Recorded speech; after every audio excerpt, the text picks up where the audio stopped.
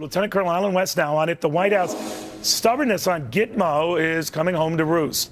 That's a fear, right, Alan, that we're so quick to get these guys out of there, that the recidivism rate is such that they come back, don't they? You're absolutely right, Neil. It's a pleasure to be with you. And first of all, we must understand that the President of the United States of America, any president, does not have the constitutional authority to be unilaterally releasing these detainees from Gitmo. If you go to Article 1, Section 8, Clause 11, it clearly states that in matters dealing with captures on land and sea, the Congress is the one that makes those rules. So the president, who is leaning toward campaign promises and political ideology, is really putting our national security at a higher risk. A 30% rate of recidivism, and the fact that we have some of these Gitmo detainees now are some of the top recruiters for ISIS and Al-Qaeda, who we were told back in 2012 were decimated and on the run. That seems to not be the case. What is the rush now? I mean, many will argue, all right, we don't know exactly who's the bad of the bad here. We do know they've been here a long time, so the administration argues we've got to find a place for them. Tunisia accepts some, Egypt has accepted some, and we take it on their word that they're going to keep an eye on them? Well, consider this. The 5 senior members of the Taliban who were released in exchange for a gentleman who was a deserter, Bo Bergdahl, are now free to return back to Afghanistan in this year, 2015. When Qatar said that they would be keeping an eye on them, we have not heard any reports on these individuals whatsoever. It is getting to the point where this administration is not only doing something that is unconstitutional based on a campaign promise, but is almost borderlining on providing aid and comfort to the enemy and aiding and abetting and material support, because you're replenishing their leadership ranks, you're replenishing them with fighters on the ground who can also be recruiters and trainers.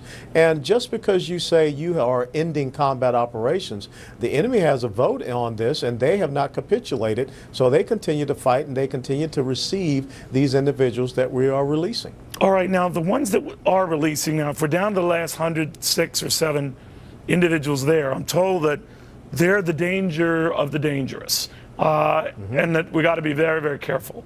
Do you agree? Because the flip side is they stay there potentially indefinitely without this getting resolved. Neil, the 2 brothers there in France were supposedly low risk, and you see what low risk individuals did. We are still engaged in a war against Islamic jihadism, Islamic extremism, Islamofascism, Islamic totalitarianism, call it what you wish. It seems this administration does not want to do that. And we cannot be returning their fighters, their soldiers back onto the battlefield, which is exactly what we are doing. And that makes no sense whatsoever. As long as the enemy continues to want to fight us in the United States of America or Western civilization, we need to get their fighters off the battlefield. And I don't care how long it takes. If they end up staying in Gitmo for the rest of their lives, so be it. But we are showing abject weakness when we think that we're showing benevolence.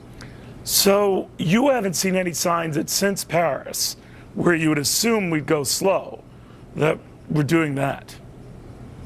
Well, the thing is, you have to base your national security strategic decisions on what the enemy is doing, not once again upon your own intransigent ideology and this belief that you are doing right according to your far left base. We are putting American lives in danger, and we cannot continue to go down this path. And the president, as I said at the beginning, does not have the constitutional authority to take this unilateral action in releasing these individuals from Gitmo. And you always notice that it is done on a Saturday or a Sunday, and you end up finding at the last minute when someone has already headed off to Uruguay or over to Yemen or what have you. This has to stop. Do we know real quickly those governments we send them to, whether they're really that hot to keep track of them, period? Well, I will tell you, based upon those 5 senior members of the Taliban, Qatar did not keep any track. Qatar did not report back to us, as far as I can see, reading intelligence reports. And as I stated, in 2015, they are free to go back to Afghanistan. That was the terms of their release. And again, what did we get in return for those 5 senior members of the Taliban, their leadership? We got an Army deserter who, by the way, where's that investigative report on Sergeant Bo Bergdahl? Yeah, a lot of questions and a lot of haste for some reason. All right, thank you very much, Alan. Good seeing you. Thank you.